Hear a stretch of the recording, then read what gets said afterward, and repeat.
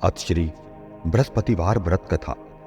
भारतवर्ष में एक प्रतापी और दानी राजा राज्य करता था। वह नित्य गरीबों और ब्राह्मणों की सहायता भी करता था। यह बात उसकी रानी को अच्छी नहीं लगती थी। वह न ही गरीबों को दान देती, न ही भगवान का पूजन करती थी और राजा को भी दान देने से मना किया करती थी। एक दिन राजा शिकार खेलने वन को गए हुए थे तो रानी महल में अकेली थी। उसी समय बृहस्पति देव साधु वेश में राजा के महल में भिक्षा के लिए गए और भिक्षा मांगी। रानी ने भिक्षा देने से इनकार किया और कहा, हे साधु महाराज, मैं तो दान पुण्य से तंग आ गई हूं। मेरा पति सारा धन लुटाते ही रहता है। मेरी इच्छा है कि हमारा धन नष्ट हो जाए, फिर न रहेगा बांस न बजेगी बांसुरी। साधु ने कहा, देवी, तुम तो बड़ी विचित्र हो। धन संतान तो सभी चाहते हैं, पुत्र और लक्ष्मी तो पापी के घर भी होने चाहिए। यदि तुम्हारे पास अधिक धन है तो भूखों को भोजन दो, प्यासों के लिए प्याऊ बनवाओ, मुसाफिरों के लिए धर्मशालाएं खुलवाओ। जो निर्धन अपनी कुंवारी कन्याओं का विवाह नहीं कर सकते, उनका विवाह करवा दो। ऐसे और कई काम हैं जिनके करने से तुम्हारा यश लोक परलोक में फैलेगा। परंतु रानी पर उपदेश का कोई भी प्रभाव ना पड़ा। वह बोली, महाराज, आप मुझे कुछ ना समझाएं। मैं ऐसा धन नहीं चाहती जो हर जगह बांटती फिरूं। साधु ने उत्तर दिया, यदि तुम्हारी ऐसी इच्छा है तो तथास्तु। तुम ऐसा करना कि बृहस्पतिवार को घर लीप कर पीली मिट्टी से अपना सिर धोकर स्नान करना, भट्टी चढ़ाकर कपड़े धोना। ऐसा करने से आपका सारा धन नष्ट हो जाएगा। इतना कहकर वह साधु महाराज वहां से आलोप हो गए। साधु के अनुसार कई बातों को पूरा करते हुए रानी को केवल 3 बृहस्पतिवार ही बीते थे कि उसकी समस्त धन संपत्ति नष्ट हो गई। भोजन के लिए राजा का परिवार तरसने लगा। तब एक दिन राजा ने रानी से बोला कि हे रानी, तुम यहीं रहो, मैं दूसरे देश को जाता हूं, क्योंकि यहां पर सभी लोग मुझे जानते हैं, इसलिए मैं कोई छोटा कार्य नहीं कर सकता। ऐसा कहकर राजा परदेश चला गया। वहां वह जंगल से लकड़ी काट कर लाता और शहर में बेचता। इस तरह वह अपना जीवन व्यतीत करने लगा।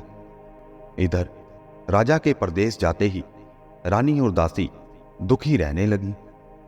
एक बार जब रानी और दासी को 7 दिन तक बिना भोजन के रहना पड़ा तो रानी ने अपनी दासी से कहा, हे दासी, पास ही के नगर में मेरी बहन रहती है।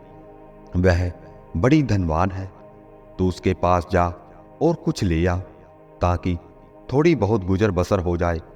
दासी रानी की बहन के पास गई। उस दिन गुरुवार था और रानी की बहन उस समय बृहस्पतिवार व्रत की कथा सुन रही थी। दासी ने रानी की बहन को अपनी रानी का संदेश दिया, लेकिन रानी की बड़ी बहन ने कोई उत्तर नहीं दिया। जब दासी को रानी की बहन से कोई उत्तर नहीं मिला तो वह बहुत दुखी हुई और उसे क्रोध भी आया। दासी ने वापस आकर रानी को सारी बात बता दी। सुनकर रानी ने अपने भाग्य को कोसा। उधर रानी की बहन ने सोचा कि मेरी बहन की दासी आई थी, परंतु मैं उससे नहीं बोली, इससे वह बहुत दुखी हुई होगी। कथा सुनकर और पूजन समाप्त करके वह अपनी बहन के घर आई और कहने लगी, हे बहन, मैं बृहस्पतिवार का व्रत कर रही थी। तुम्हारी दासी मेरे घर आई थी, परंतु जब तक कथा होती है तब तक न तो उठते हैं और न ही बोलते हैं, इसलिए मैं नहीं बोली। कहो, दासी क्यों गई थी? रानी बोली, बहन, तुमसे क्या छिपाऊं, हमारे घर में खाने तक को अनाज नहीं था। ऐसा कहते कहते रानी की आंखें भर आई उसने दासी सहित पिछले 7 दिनों से भूखे रहने तक की बात अपनी बहन को विस्तार पूर्वक सुना दी। रानी की बहन बोली, देखो बहन, भगवान बृहस्पति देव सबकी मनोकामनाओं को पूर्ण करते हैं। देखो, शायद तुम्हारे घर में अनाज रखा हो। पहले तो रानी को विश्वास नहीं हुआ, पर बहन के आग्रह करने पर उसने अपनी दासी को अंदर भेजा तो उसे सचमुच अनाज से भरा एक घड़ा मिल गया। यह देखकर दासी को बड़ी हैरानी हुई। दासी रानी से कहने लगी, हे रानी, जब हमको भोजन नहीं मिलता तो हम व्रत ही तो करते हैं, इसलिए क्यों ना इनसे व्रत और कथा की विधि पूछ ली जाए ताकि हम भी व्रत कर सके। तब रानी ने अपनी बहन से बृहस्पतिवार व्रत के बारे में पूछा। उसकी बहन ने बताया, बृहस्पतिवार के व्रत में चने की दाल और मुनक्का से विष्णु भगवान का केले की जड़ में पूजन करें तथा दीपक जलाएं, व्रत कथा सुने और पीला भोजन ही करें। इससे बृहस्पति देव प्रसन्न होते हैं। व्रत और पूजन की विधि बताकर रानी की बहन अपने घर को लौट गई। 7 दिन के बाद जब गुरुवार आया तो रानी और दासी ने व्रत रखा। गुड़साल में जाकर चना और गुड़ लेकर आई। फिर उससे केले की जड़ तथा विष्णु भगवान का पूजन किया। अब पीला भोजन कहां से आए, इस बात को लेकर दोनों बहुत दुखी थे। क्योंकि उन्होंने व्रत रखा था, इसलिए बृहस्पति देव उनसे प्रसन्न थे। इसलिए वे एक साधारण व्यक्ति का रूप धारण कर 2 थालों में सुंदर पीला भोजन दासी को दे गए। भोजन पाकर दासी प्रसन्न हुई और फिर रानी के साथ मिलकर भोजन ग्रहण किया। उसके पश्चात वे सभी गुरुवार को व्रत और पूजन करने लगी। बृहस्पति भगवान की कृपा से उनके पास फिर से धन संपत्ति आ गई, परंतु रानी फिर से पहले की तरह आलस्य करने लगी। तब दासी बोली, देखो रानी, तुम पहले भी इस प्रकार आलस्य करती थी। तुम्हें धन रखने में कष्ट होता था, इस कारण सभी धन नष्ट हो गया, और अब जब भगवान बृहस्पति की कृपा से धन मिला है तो तुम्हें फिर से आलस्य होता है। रानी को समझाते हुए दासी कहती है कि बड़ी मुसीबतों के पश्चात हमने यह धन पाया है, इसलिए हमें दान पुण्य करना चाहिए, भूखे मनुष्य को भोजन करवाना चाहिए और धन को शुभ कार्यों में खर्च करना चाहिए, जिससे तुम्हारे कुल का यश बढ़ेगा, स्वर्ग की प्राप्ति होगी और पितृ प्रसन्न होंगे। दासी की बात मानकर रानी अपना धन शुभ कार्यों में खर्च करने लगी, जिससे पूरे नगर में उसका यश फैलने लगा। बृहस्पतिवार व्रत कथा के पश्चात श्रद्धा के साथ आरती की जानी चाहिए। इसके पश्चात प्रसाद बांटकर उसे ग्रहण भी करना चाहिए। एक दिन राजा दुखी होकर जंगल में एक पेड़ के नीचे आसन जमा कर बैठ गया। वह अपनी दशा को याद करके व्याकुल होने लगा। बृहस्पतिवार का दिन था। एकाएक उसने देखा कि निर्जन वन में एक साधु प्रकट हुए। वह साधु वेश में स्वयं बृहस्पति देवता थे। लक्कड़हारे के समक्ष आकर बोले, हे लक्कड़हारे, इस सुनसान जंगल में तू चिंता मगन क्यों बैठा है? लक्कड़हारे ने दोनों हाथ जोड़कर प्रणाम किया और उत्तर दिया, महात्मा जी, आप सब कुछ जानते हैं, मैं क्या कहूं? यह कहकर रोने लगा और साधु को अपनी आत्मकथा सुनाई। महात्मा जी ने कहा, तुम्हारी स्त्री ने बृहस्पति के दिन बृहस्पति भगवान का निरादर किया है, जिसके कारण रुष्ट होकर उन्होंने तुम्हारी यह दशा कर दी। अब तुम चिंता को दूर करके मेरे कहने पर चलो तो तुम्हारे सब कष्ट दूर हो जाएंगे और भगवान पहले से भी अधिक संपत्ति देंगे। तुम बृहस्पति के दिन कथा किया करो, 2 पैसे के चना मुनक्का लाकर उसका प्रसाद बनाओ और शुद्ध जल से लोटे में शक्कर मिलाकर अमृत तैयार करो।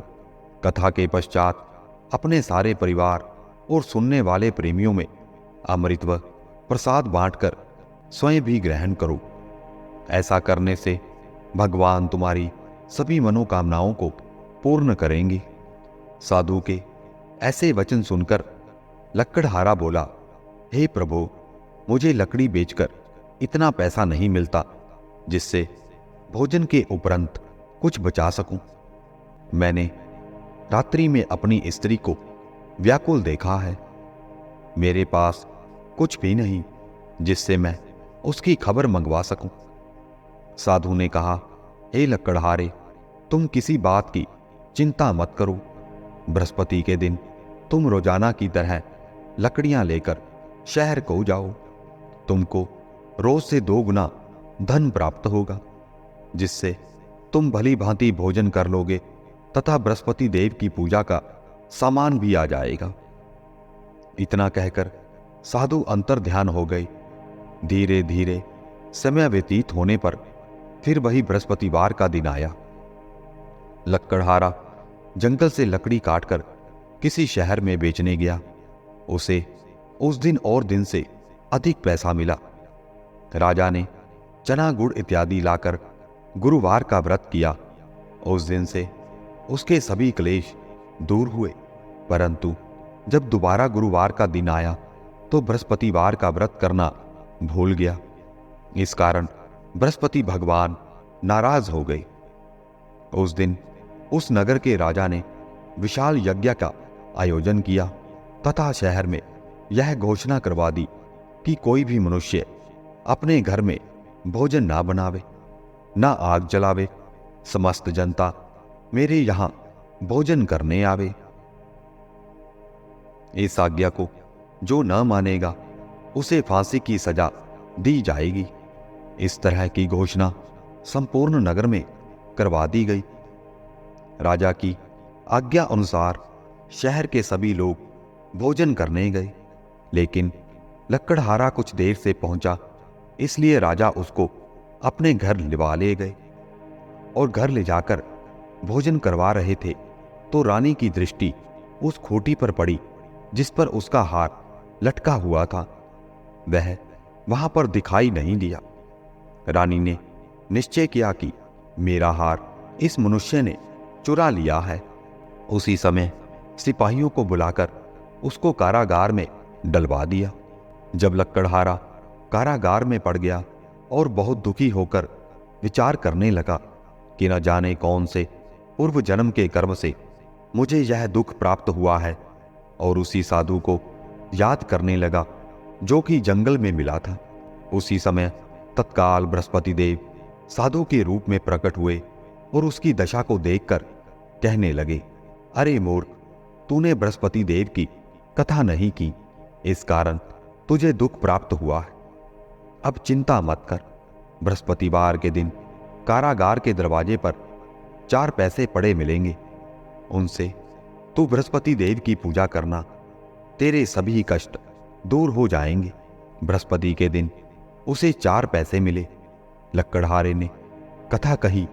उसी रात्रि को बृहस्पति देव ने उस नगर के राजा को स्वप्न में कहा, हे राजा, तुमने जिस आदमी को कारागार में बंद कर दिया है वह निर्दोष है, वह राजा है, उसे छोड़ देना।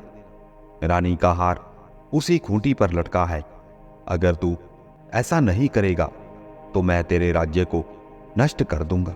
इस तरह रात्रि के स्वप्न को देखकर राजा प्रातःकाल उठा और खूंटी पर हार देखकर लक्कड़हारे को बुलाकर क्षमा मांगी तथा लक्कड़हारे को योग्य सुंदर वस्त्र आभूषण देकर विदा कर दिया।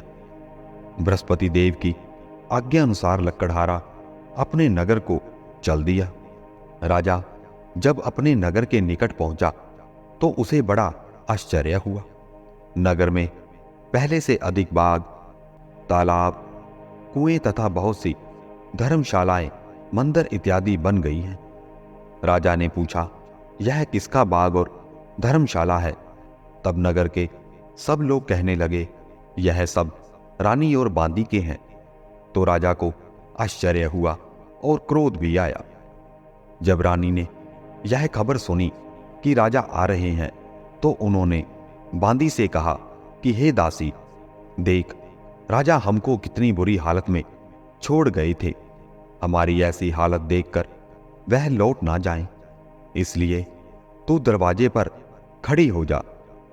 आज्ञानुसार दासी दरवाजे पर खड़ी हो गई। राजा आए तो उन्हें अपने साथ लिवा लाई। तब राजा ने क्रोध करके अपनी रानी से पूछा कि यह धन तुम्हें कैसे प्राप्त हुआ है। तब उन्होंने कहा, हमें यह सब धन बृहस्पति देव के इस व्रत के प्रभाव से प्राप्त हुआ है। राजा ने निश्चय किया कि 7 रोज बाद तो सभी बृहस्पति देव का पूजन करते हैं, परंतु मैं प्रतिदिन दिन में 3 बार कहानी तथा रोज व्रत किया करूंगा। अब हर समय राजा के दुपट्टे में चने की दाल बंधी रहती तथा दिन में 3 बार कहानी कहता। एक रोज राजा ने विचार किया कि चलो अपनी बहन के यहां हो आवे। इस तरह निश्चय कर राजा घोड़े पर सवार हो अपनी बहन के यहां को चलने लगा। मार्ग में उसने देखा कि कुछ आदमी एक मुर्दे को लिए जा रहे हैं। उन्हें रोककर राजा कहने लगा, अरे भाइयों, मेरी बृहस्पति देव की कथा सुन लो। वे बोले, लो, हमारा तो आदमी मर गया है, इसको अपनी कथा की पड़ी है। परंतु कुछ आदमी बोले, अच्छा कहो, हम तुम्हारी कथा भी सुनेंगे। राजा ने दाल निकाली और जब कथा आदि हुई थी कि मुर्दा हिलने लग गया, और जब कथा समाप्त हो गई तो राम राम करके मनुष्य उठकर खड़ा हो गया। अपने मार्ग में उसे एक किसान खेत में हल चलाता मिला। राजा ने उसे देख और उससे बोले, अरे भैया, तुम मेरी बृहस्पतिवार की कथा सुन लो। किसान बोला, जब तक मैं तेरी कथा सुनूंगा तब तक 4 हरया जोत लूंगा। जा अपनी कथा किसी और को सुनाना। इस तरह राजा आगे चलने लगा। राजा के हटते ही बैल पछाड़ खाकर गिर गए तथा किसान के पेट में बड़ी जोर का दर्द होने लगा। उस समय उसकी मां रोटी लेकर आई। उसने जब यह देखा तो अपने पुत्र से सब हाल पूछा और बेटे ने सभी हाल कह दिया। तो माता दौड़ी दौड़ी उस घुड़सवार के पास गई और उससे बोली कि मैं तेरी कथा सुनूंगी, तू अपनी कथा मेरे खेत पर चलकर ही कहना। राजा ने माता के खेत पर जाकर कथा कही, जिसके सुनते ही वह बैल उठ खड़े हुए तथा किसान के पेट का दर्द भी बंद हो गया। राजा अपनी बहन के घर पहुंचा। बहन ने भाई की खूब मेहमानी की। दूसरे रोज प्रातःकाल राजा जगा तो वह देखने लगा कि सब लोग भोजन कर रहे हैं। राजा ने अपनी बहन से कहा, ऐसा कोई मनुष्य है जिसने भोजन नहीं किया हो, मेरी बृहस्पतिवार की कथा सुन ले। बहन बोली, हे भैया, यह देश ऐसा ही है। पहले यहां लोग भोजन करते हैं, बाद में अन्य काम करते हैं। अगर कोई पड़ोस में हो तो देखाऊं। वह ऐसा कहकर देखने चली गई, परंतु उसे कोई ऐसा व्यक्ति नहीं मिला जिसने भोजन ना किया हो। अतः वह एक कुम्हार के घर गई जिसका लड़का बीमार था। उसे मालूम हुआ कि उनके यहां 3 रोज से किसी ने भोजन नहीं किया है। रानी ने अपने भाई की कथा सुनने के लिए कुम्हार से कहा। वह तैयार हो गया। राजा ने जाकर बृहस्पति देव की कथा कही, जिसको सुनकर उसका लड़का ठीक हो गया। अब तो राजा की प्रशंसा भी होने लगी। एक रोज राजा ने अपनी बहन से कहा कि हे बहन, हम अपने घर को जाएंगे, तुम भी तैयार हो जाओ। राजा की बहन ने अपनी सास से कहा। सास ने कहा, हां चली जा, परंतु अपने लड़कों को मत ले जाना, क्योंकि तेरे भाई के कोई औलाद नहीं है। बहन ने अपने भैया से कहा, हे भैया, मैं तो चलूंगी, पर कोई बालक नहीं जाएगा। राजा बोला, जब कोई बालक नहीं चलेगा तब तुम ही क्या करोगी? बड़े दुखी मन से राजा अपने नगर को लौट आया। राजा ने अपनी रानी से कहा, हम निर्वंशी हैं, हमारा मुंह देखने का धर्म नहीं है और कुछ भोजन आदि नहीं किया। रानी बोली, हे प्रभु, बृहस्पति देव ने हमें सब कुछ दिया है, वह हमें औलाद अवश्य देंगे। उसी रात को बृहस्पति देव ने राजा से स्वप्न में कहा, हे राजा, उठ, सभी सोच त्याग दे, तेरी रानी गर्भ से है। राजा की यह बात सुनकर बड़ी खुशी हुई। 9वें महीने में उसके गर्भ से एक सुंदर पुत्र पैदा हुआ। तब राजा बोला, हे रानी, स्त्री बिना भोजन के रह सकती है, पर बिना कहे नहीं रह सकती। जब मेरी बहन आवे तुम उससे कुछ कहना मत। रानी ने सुनकर हां कर दिया। जब राजा की बहन ने यह शुभ समाचार सुना तो वह बहुत खुश हुई तथा बधाई लेकर अपने भाई के यहां आई। तभी रानी ने कहा, घोड़ा चढ़कर तो नहीं आई, गधा चढ़ी आई। राजा की बहन बोली, भाभी, मैं इस प्रकार ना कहती तो तुम्हें औलाद कैसे मिलती। बृहस्पति देव ऐसे ही हैं, जैसी जिसके मन में कामनाएं हैं सभी को पूर्ण करते हैं। जो सद्भावना पूर्वक बृहस्पतिवार का व्रत करता है, एवं कथा पढ़ता है अथवा सुनता है, दूसरों को सुनाता है, बृहस्पति देव उसकी सभी मनोकामनाओं को पूर्ण करते हैं। भगवान बृहस्पति देव उसकी सदैव रक्षा करते हैं। संसार में जो मनुष्य सद्भावना से भगवान जी का पूजन व्रत सच्चे हृदय से करते हैं तो उनकी सभी मनोकामनाओं को पूर्ण करते हैं। जैसी सच्ची भावना से रानी और राजा ने उनकी कथा का गुणगान किया तो उनकी सभी इच्छाएं बृहस्पति देव जी ने पूर्ण की थी। इसलिए पूर्ण कथा सुनने के पश्चात प्रसाद लेकर जाना चाहिए। हृदय से उसका मनन करते हुए जयकारा भी बोलना चाहिए। बोलो बृहस्पति देव की जय, भगवान श्री विष्णु की जय। बृहस्पति देव की कथा। प्राचीन काल में एक ब्राह्मण रहता था। वह बहुत निर्धन था। उसके कोई संतान नहीं थी। उसकी स्त्री बहुत मलिनता के साथ रहती थी। वह स्नान ना करती, किसी देवता का पूजन ना करती। इससे ब्राह्मण देवता बड़े दुखी थे। बेचारे बहुत कुछ कहते थे किंतु उसका कुछ परिणाम ना निकला। भगवान की कृपा से ब्राह्मण की स्त्री के कन्या रूपी रत्न पैदा हुआ।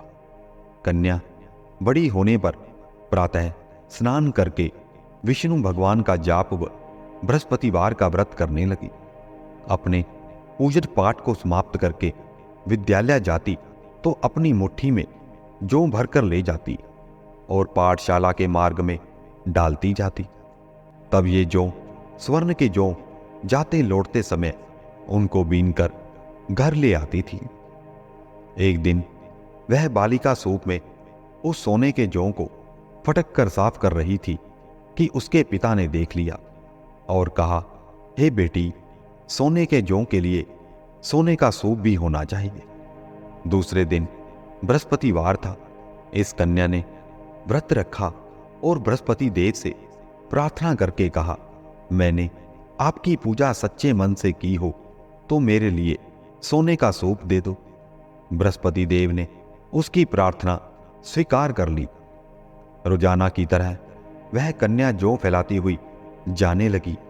जब लौटकर जौ बीन रही थी तो बृहस्पति देव की कृपा से सोने का सूप मिला।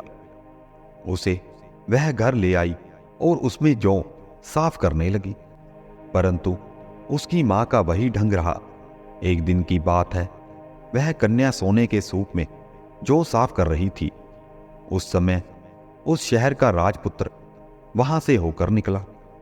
इस कन्या के रूप और कार्यों को देखकर मोहित हो गया तथा अपने घर आकर भोजन तथा जल त्याग कर उदास होकर लेट गया। राजा को इस बात का पता लगा तो अपने प्रधानमंत्री के साथ उसके पास गए और बोले, हे बेटा, तुम्हें किस बात का कष्ट है? किसी ने अपमान किया है अथवा और कारण हो सो कहो, मैं वही कार्य करूंगा जिससे तुम्हें प्रसन्नता हो। अपने पिता की राजकुमार ने बातें सुनी तो वह बोला, मुझे आपकी कृपा से किसी बात का दुख नहीं है, किसी ने मेरा अपमान नहीं किया है, परंतु मैं उस लड़की से विवाह करना चाहता हूं जो सोने के सूप में जौ साफ कर रही थी। यह सुनकर राजा आश्चर्य में पड़ा और बोला, हे बेटा, इस तरह की कन्या का पता तुम ही लगाओ, मैं उसके साथ तेरा विवाह अवश्य ही करवा दूंगा। राजकुमार ने उस लड़की के घर का पता बतलाया। तब मंत्री उस लड़की के घर गए और ब्राह्मण देवता को सभी हाल बतलाया।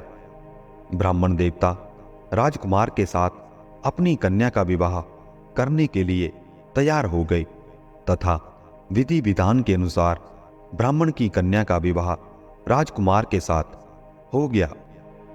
कन्या के घर से जाते ही पहले की भांति उस ब्राह्मण देवता के घर में गरीबी का निवास हो गया। अब भोजन के लिए अन्न बड़ी मुश्किल से मिलता था। एक दिन दुखी होकर ब्राह्मण देवता अपनी पुत्री के पास गए। बेटी ने पिता की दुखी अवस्था को देखा और अपनी मां का हाल पूछा। तब ब्राह्मण देवता ने सभी हाल कहा। कन्या ने बहुत सा धन देकर अपने पिता को विदा कर दिया। इस तरह ब्राह्मण का कुछ समय सुखपूर्वक व्यतीत हुआ। कुछ दिन पश्चात फिर वही हाल हो गया। ब्राह्मण फिर अपनी कन्या के यहां गया और सारा हाल कहा तो लड़की बोली, हे पिताजी, अब माताजी को यहां लिवा लाओ, मैं उसे विधि बता दूंगी जिससे गरीबी दूर हो जाए। वह ब्राह्मण देवता अपनी स्त्री को साथ लेकर पहुंचे तो अपनी मां को समझाने लगी, हे मां, तुम प्रातःकाल प्रथम स्नान आदि करके विष्णु भगवान का पूजन करो तो सब दरिद्रता दूर हो जाएगी। परंतु उसकी मां ने एक बात भी नहीं मानी और प्रातःकाल उठकर अपनी पुत्री के बच्चों की जूठन को खा लिया। इससे उसकी पुत्री को भी बहुत क्रोध आया और एक रात को कोठरी से सभी सामान निकाल दिया और अपनी मां को उसमें बंद कर दिया। प्रातःकाल उसे निकाला तथा स्नान आदि करके पाठ करवाया तो उसकी मां की बुद्धि ठीक हो गई और फिर प्रत्येक बृहस्पतिवार को व्रत रखने लगी। इस व्रत के प्रभाव से उसके माँ बाप बहुत ही धनवान और पुत्रवान हो गए और बृहस्पति जी के प्रभाव से इस लोक के सुख भोग कर स्वर्ग को प्राप्त हुए। बोलो बृहस्पति देव की जय।